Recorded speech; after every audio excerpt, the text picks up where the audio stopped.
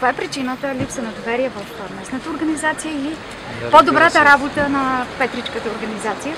И смятам, че Митко Захов може да го възприеме като представители от Петрич и от Сандански. Аз смятам, че подобно противопоставяне на две съседни общини не трябва в момента да го излагаме като някакъв аргумент, защо не е човек от Сандански или защо е човек от Петрич. За нас е важно листата на политическа партия ГЕРБ да бъде максимално силна, да има представителност от всичките региони в областта и сме се постарали да го постигнем този баланс и се надявам, че и структурата на Сандански и структурите във всички общини в областта и в цялата страна ще работим за националния вод, за да можем да спечелим изборите и да имаме втори управленски мандат.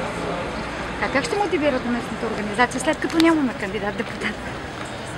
Аз смятам, че колегите са достатъчно мотивирани, защото всеки един от нас може да направи равносметка на управлението на ГЕРБ, на депутатите, които са били досега в парламентарната група на ГЕРБ в 41-то Народно събрание.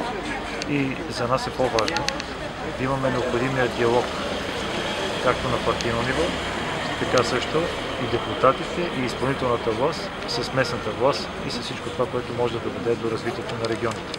Аз мога да кажа, че господин Баханов като заместник областен управител се справи изключително добре с неговите задачи и смятам, че това е една изключително висока позиция, която също дава представителност в областната управа и тогава може да зададат въпроса други общини: защо избрахте представител от Сандански, а не избрахте представител от друга община?